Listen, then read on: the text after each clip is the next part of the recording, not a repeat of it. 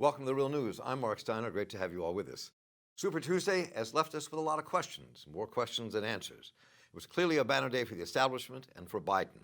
Yes, mainstream media columnists and corporate political power brokers went after Sanders with everything they had to defame him, especially his ideas, and to defend their corporate interests. But there's also a reality that most Democrats in this primary have voted for the moderate candidates and not ones that espouse progressive agendas like Sanders and Warren.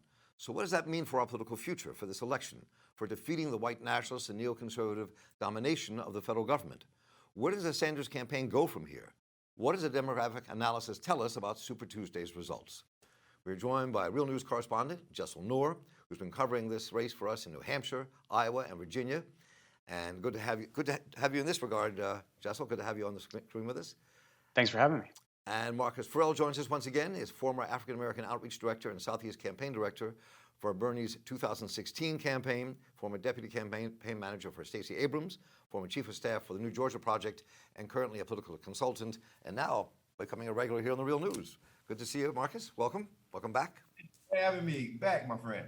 So let's just start with this larger question of what you walked away with from last night. I mean, when you see where this goes, and the surprising surge for many that happened in the last 4 or 5 days for Biden, let me just start with you, Marcus. Give me your analysis, and we'll turn it over to Jessel.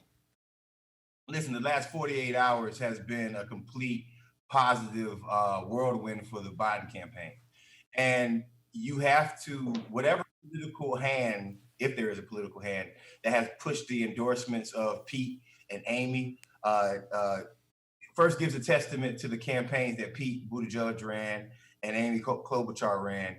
And I mean, you could always expect that if they were going to drop out of the race, and they would be supporting Senator Biden, Vice President Biden, no matter what. So endorsements are important. Joe Biden got Jim Clyburn 2 presidential campaigns to endorse him in all the key places within a short period of time. And folks say endorsements don't matter, but they do. So the takeaway from this is, of course, you're going to see a surge from the establishment candidate. They put every single bit of energy that they possibly had into making sure that Biden crossed the finish line. And as of a couple of minutes ago, Bloomberg dropped out the race and said he's endorsing Biden also, and that's $600 million worth of ad buys, right? Basically going into the Biden campaign. So if you got that kind of money, that kind of other campaigns, I'm not going to sit here and push the conspiracy theory, but I will say it was a good play for the Biden campaign. What does that mean for Bernie? Well, that means Bernie's going to have to hunker down. Nobody is going to give a Democratic socialist anything. A Democratic socialist in the Democratic Party is going to have to take it, and him and his supporters are going to have to go out of their way to make sure that they fight hard for every single vote from now on, and don't have an expectation that just because we believe we're right, which we do believe we're right, that translate into a normal average American voter, especially African American voters, wanting to go with that. You have to tell your message to African American voters in the language that they understand. What does Medicare for All mean for Black folks? What does free college mean for Black folks? And then you have to sit in these communities for a longer period of time that I think the Sanders campaign did. So we're in for interesting times. And yes, there'll still be a brokered convention. It's just going to be a little bit tougher for Bernie to come out of that thing, I believe. And that's an unfortunate predicament. Justin, you want to jump in here? And on your way in, let me just also announce that we know about Bloomberg, and Warren has not had a Twitter feed going in the last 12 hours, which means I think she's wrestling with and being talked to about dropping out, would be my guess. It was reported that Warren is meeting with her team and trying to discuss the path forward. Obviously, she's in a big hole as far as delegates, as far as the delegate count goes. But she said recently that she is going to continue her campaign into the convention. And there was a piece in The Intercept by Ryan Grimm, co-authored by Rachel Cohen, where they interviewed members of the Working Families Party, a progressive group that's backed Warren. And they're saying that Warren's going to stay in to the convention to ensure the most progressive candidate can secure the nomination. Warren, of course, launched her political career sort of taking on Biden with the bankruptcy bill. And as to add to the takeaways, I think as has been said, the establishment really struck back.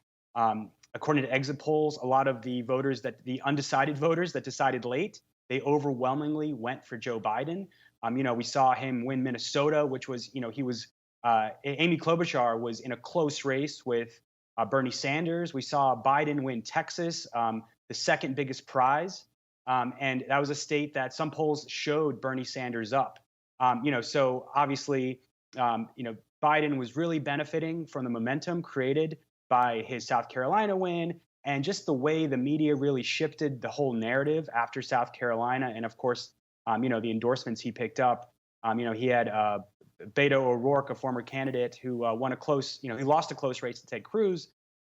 He backed him up and he was stumping for him in Texas. So there's that, but also looking forward, we have this is really shaping up to be a two-candidate race. And if you look at some of the ads that Bernie Sanders released today, Biden really hasn't been a front runner for a few weeks or even months now. And if you look at the ads that Bernie just released, it looks like he's really taking off the gloves against Joe Biden. He's running these ads in some of the states that are voting next week, which are going to be key states. You remember, like less than half of the voters have voted in the primary, so more than half the delegates are up for grabs. And he's going after Biden's record on Social Security. He's going after Biden's record on trade deals. And now that you have Bernie Sanders, taking on Joe Biden, which he hasn't really attacked that much. He's obviously he calls him out in his vote on the Iraq War, something he pointed out last night in his speech. But I think Bernie's path forward really will be dependent on him taking the gloves off and really hitting Joe Biden. And the media is going to have to focus more on Joe Biden too.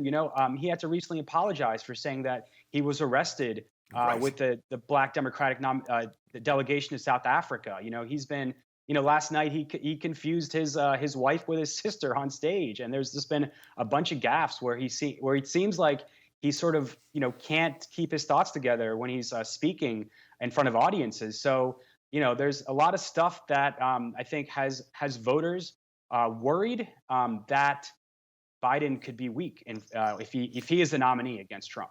So you raised. May I bring up something on top of that? Go very quick because I want to show something. Go ahead. Absolutely. With the hit pieces, the one thing that Donald Trump is going to do to Joe Biden, the same thing that Bernie Sanders should be thinking about doing to Joe Biden in the next couple of weeks, he probably should have did earlier, is there's a big looming crime bill that Joe hasn't answered for. And that hasn't been put out there. African-American voters will see it. Latinx voters will see it. And it's going to be a good way for Bernie to slide in and get one more potent hit about the realities of what Joe Biden has helped create when it comes down to the criminal justice system in this country. So I wanted to point that out because that's something that hasn't been utilized, and Donald Trump will use it. So let's play this short clip here because of what you both just raised, which you raised, Jessel, here. This is what happened last night. Bernie Sanders speaking. Let's watch this first, and then we're going to watch Biden. One of us in this race led the opposition to the war in Iraq. You're looking at him.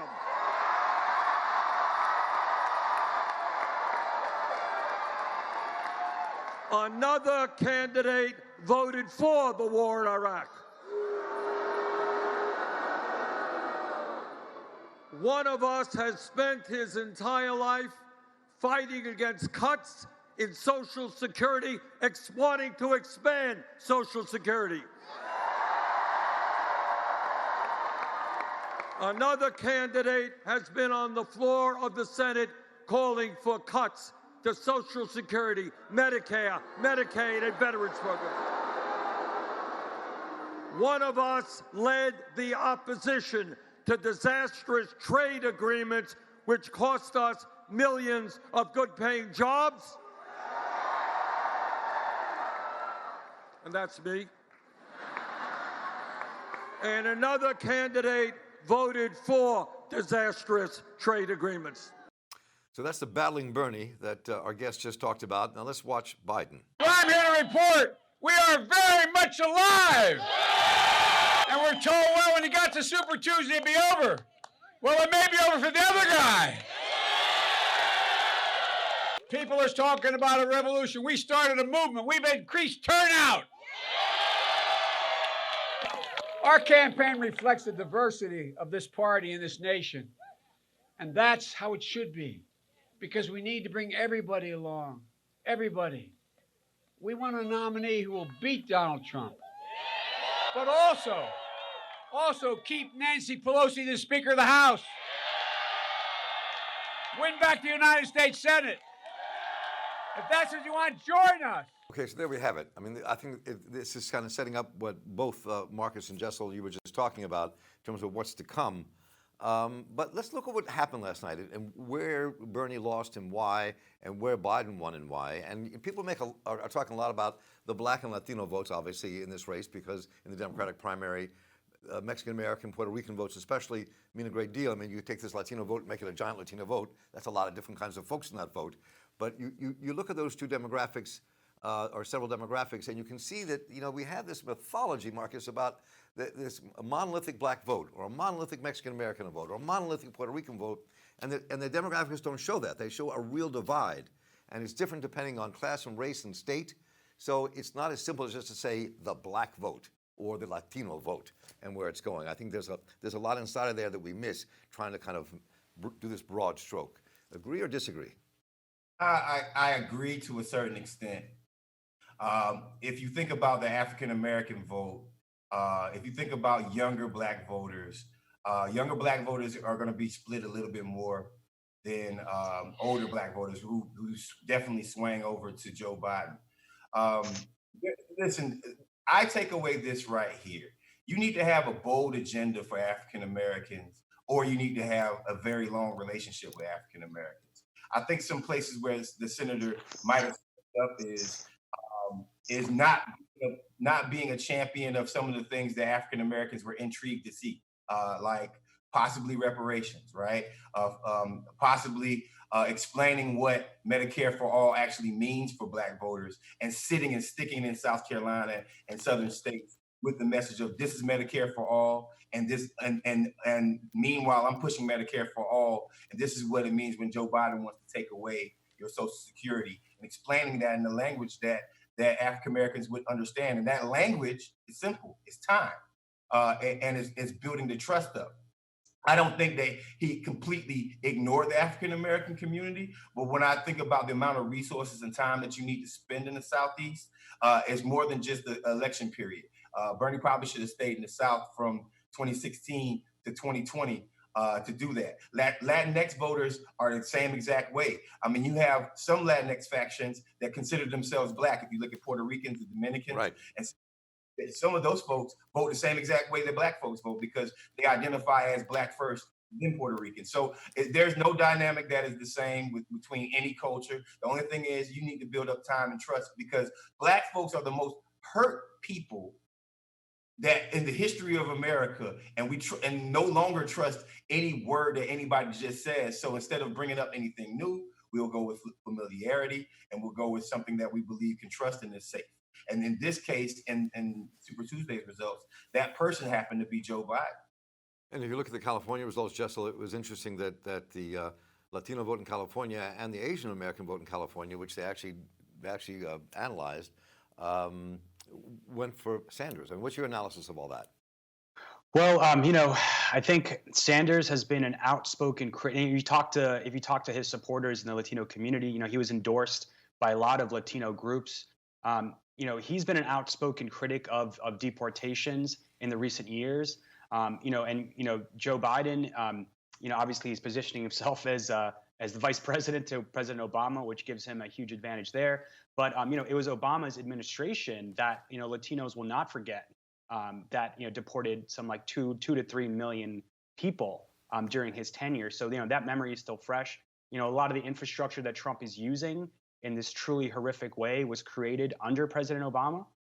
You have that, and also, at least according to recent polls, and I haven't seen any in the last few days, but recently Bernie Sanders was still up nationally among black voters.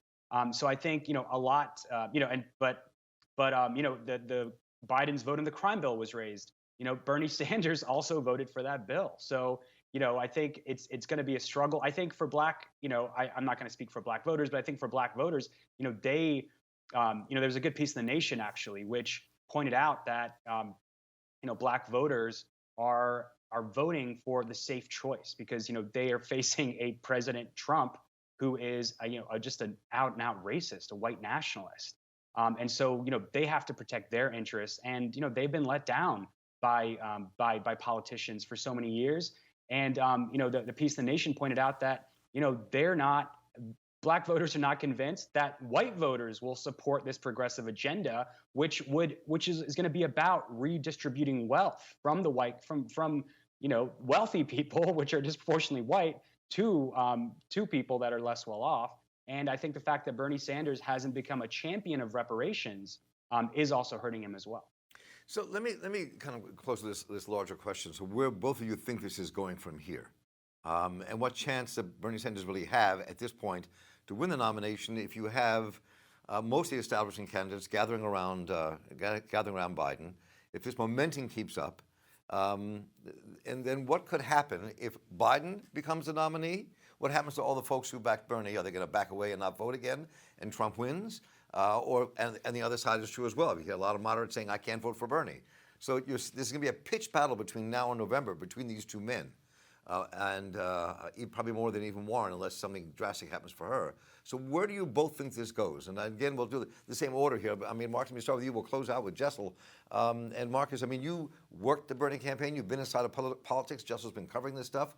Let's get your analysis. Marcus, go ahead. Okay, first, I think Bernie has an extremely good chance of still winning the nomination, and that's because eventually, if it's a message of Bernie versus Biden and there's nobody else, then Bernie has an opportunity to clearly identify what his message is and show the rest of America that his message is stronger and what he believes in is stronger, and what he's trying to do is unify the country and actually give the country an option besides the same old. And if he can manage to do that in a clear room where there's no other candidates, meaning if Elizabeth Warren does decide to jump out, because if Elizabeth Warren stays into the convention, I see the road being a very tough road to go ahead. Also, the main thing is, if you want to see what happens with Bernie Sanders supporters, then the DNC better do a damn good job with making sure that convention up in Milwaukee is clean, fair, and the media narrative is not Bernie got screwed. Because if that happens, then you're going to see a low turnout, no matter what kind of gaslighting, no matter what kind of pressuring that the establishment is going to do on more progressive voters at that time. So it depends on what happens at the DNC convention, to be quite honest with you. If it's ugly, if it's nasty, if they're keeping people like Nina Turner off the stage again, if they're keeping more progressive voices off the stage again, then you're going to see a very disappointed group of voters that can literally give you the nomination. And also, lastly, of course, turnout, talking to the Latino voters, talking to African-American voters in the general election. If they're not able to do that and they can't throw out a message that works, they're in trouble. Then not just everybody's in trouble. This country's in deep trouble if that happens. And you see Obama's hands already on the scale. He's talked to Buttigieg and Bloomberg talking to Klobuchar, and they all made this decision about who they were going to back. Jessel, your thoughts? So if you listen to Bernie Sanders, his campaign message, his path to victory, he said it again and again, a multiracial coalition, bringing out people that don't normally vote. His problem has been that turnout, and increasing turnout. His problem has been so far that hasn't happened. We have a lot more clarity now. Now with the field consolidated, we have another debate March 15th. There might be only 2 or 3 candidates on that stage if Elizabeth Warren drops out. She hasn't indicated she's going to do so yet. But again, if Bernie can take off the gloves and talk about Biden's record around healthcare, around Social Security, Medicaid, Medicare, he's running those ads where Biden is bragging in his own words that he promised to cut those things.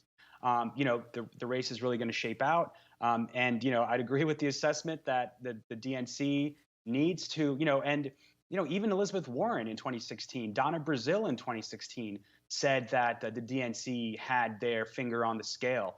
And so that's right. They're going to have to work really hard to make this a clean and transparent process. And if no candidate, gets that 1,991 delegates, there's going to have to be compromises on both sides. And the thing that we haven't talked about yet, which is definitely worth mentioning as far as a potential victory in November, is going to be voter suppression. We saw those long lines in Texas, people waiting 7 or 8 hours in line. Some people, not everyone has that ability to stay in line for those hours. We know that something like 24 states have passed restrictive voting laws. Even in places, where in many states where they have Republicans in control, make it harder to vote, especially for older voters, African American voters. And, I think ultimately it's going to come down to that. And of course, we know that this election is going to be decided by the Electoral College. So we're going to see, let's see if the Democrats make the same mistake and not campaigning hard enough in those states where Trump pulled out those victories, those big swing states like Ohio, Michigan. Are they going to put forth a nominee that can really win those states, win over those working class voters, increase turnout? I think it's going to come down to that. Well, Justice Sonora, great to have you on as a guest. Our correspondent here from Real News has been covering this election, and Marcus Farrell, political consultant and a former both Sanders and Abrams campaign director. Good to have you with us as well. Marcus, thank you so much. Awesome. Every time. And I'm Mark Steiner here for the Real News Network. Please let us know what you think. Go to our website, send us a note, and how you think this coverage is going, where you think we should be going. We want to hear from you. Take care.